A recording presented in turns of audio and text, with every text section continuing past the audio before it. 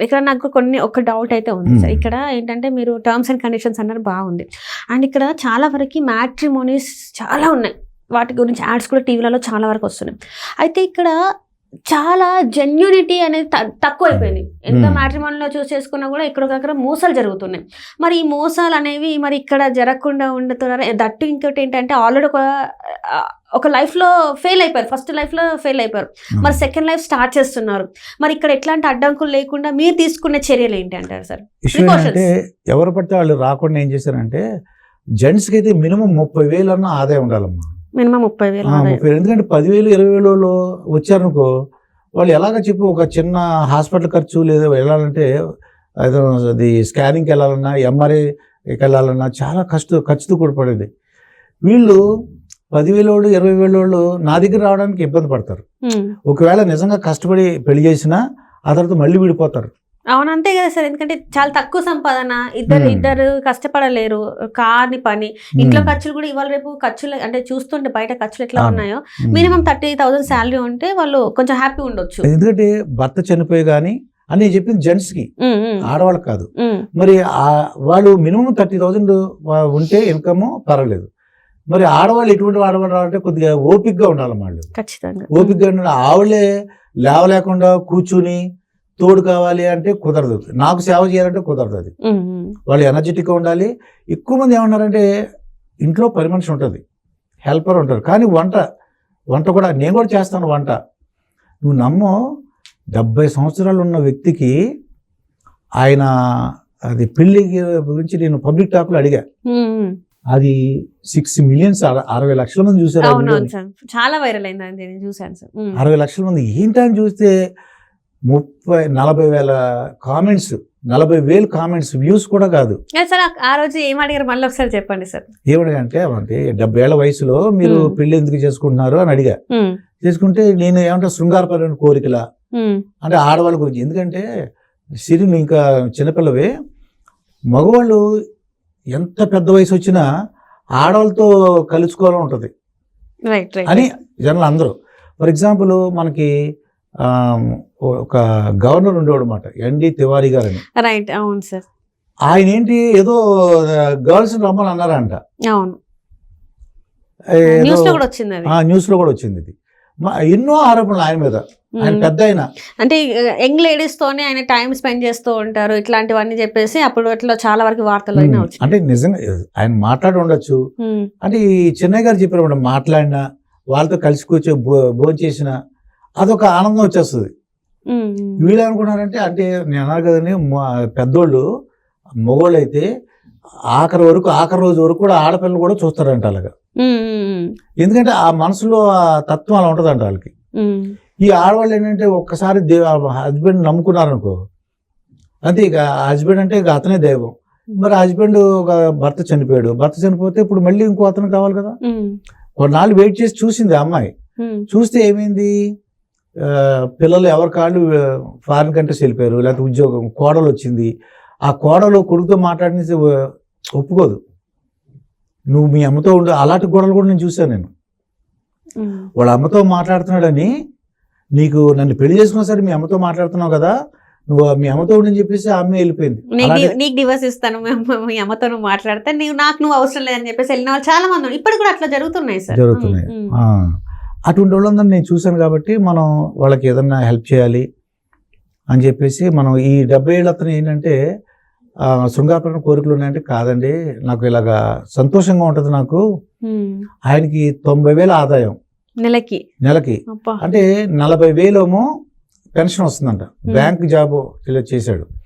ఒక 50,000 ఆయనకి అద్దెలు వస్తున్నాయి. ఆయన నెంబర్ కావాలని చెప్పేసి 100 మంది ఫోన్ చేశారు నాకు.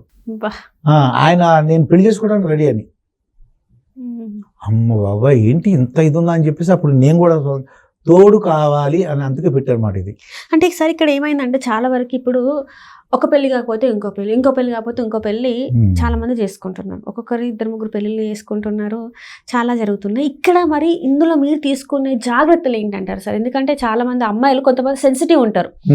ఒక పెళ్లి డిస్టర్బ్ అయితేనే వాళ్ళు చాలా డిప్రెషన్లోకి వెళ్ళిపోయి అన్నీ అయిపోతాయి. సరే ఇంట్లో వాళ్ళు ఒప్పించి ఇలాంటి పెళ్లిళ్ళకి తీసుకొచ్చి ఇక్కడ చేయాలి అంటే మీరు ఎట్లాంటి అబ్బాయిని చూస్ చేస్తారు? మీరు చూస్ చేస్తారా లేకపోతే వాళ్ళని చూస్ చేసుకోమని మీరు చెప్తారా? ఏం చేస్తామంటే మనం పరిచయ వేదిక ఇది. నేను మొత్తం ఆడవాళ్ళు వస్తారు, మగవాళ్ళు వస్తారు, కూర్చుని వాళ్ళ గురించి చెప్తాం.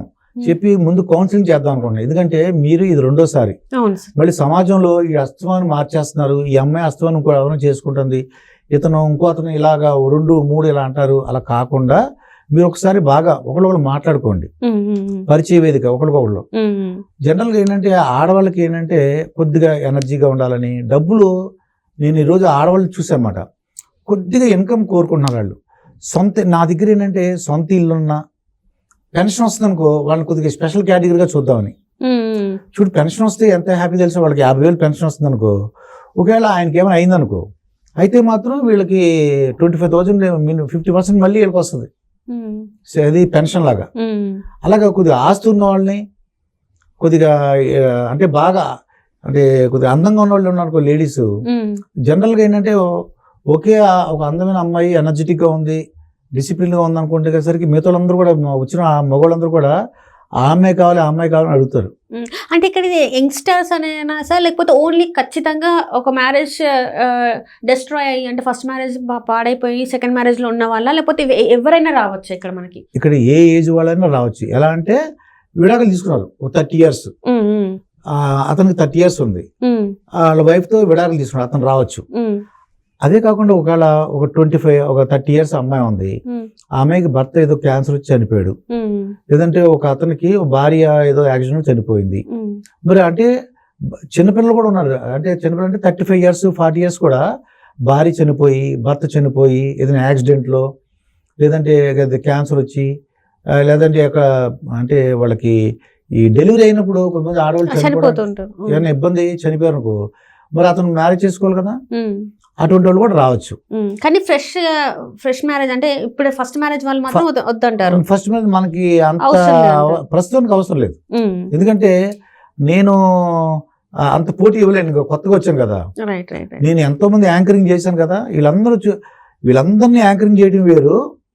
మా రాజేశ్వరి గారిని, చెన్నై గారిని, మందాడి కృష్ణారెడ్డి గారిని చేయడం చాలా నాకు ఎంతో ఆనందం కలిగింది అనమాట. ఇది అంటే ఎంత సర్వీస్ చేస్తున్నారు వీళ్ళు, వాళ్ళు నిజంగా వాళ్ళకి సేవ చేస్తున్నట్టు లెక్కే వాళ్ళు. అంటే ఇక్కడ ఏమవుతుందంటే సరే ఇప్పుడు ఉన్న పరిస్థితులలో 60 సంవత్సరాలు వచ్చిందంట ఆమెకి, ఆయనకి 50 సంవత్సరాలు అంటే వీళ్ళు ఈ ఏజ్లో వీళ్ళేంది ముసలోడికి పెళ్ళని సోకేంది, లేకపోతే ఆ ముస్లింకి ఇప్పుడేం పోయే కాలం వచ్చింది పెళ్లి చేసుకుంటా అంటుంది అని చెప్పేసి చాలా మంది చాలా రకాలుగా మాట్లాడుతుంటారు సార్.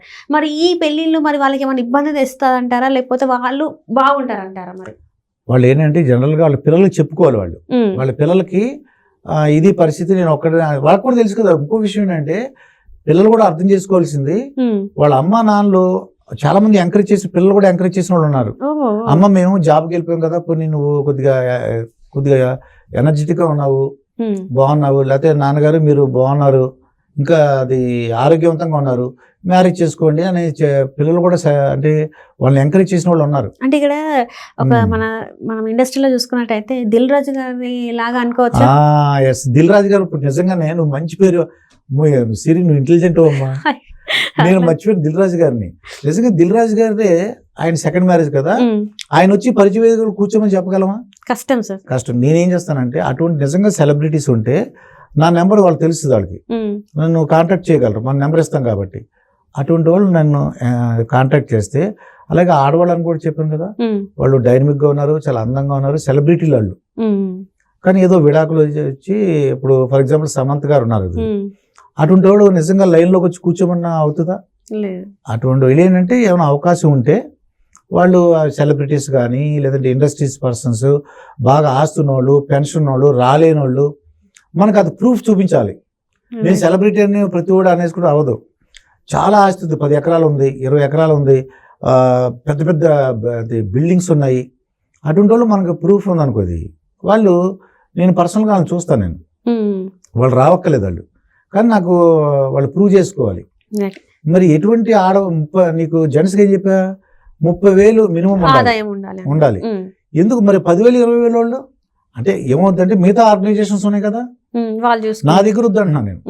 నా దగ్గర ఎందుకంటే మళ్ళీ వచ్చి విడిపోవడం కంటే ఈ ఆర్థిక ఇబ్బందులు వచ్చి 10,000 20,000 అలాగా అవ్వదు, 30,000 మినిమం ఉండాలి. అలాగే ఏ క్యాస్ట్ వాళ్ళైనా రావచ్చు, ఏ రిలీజన్ అయిన వాళ్ళు రావచ్చు.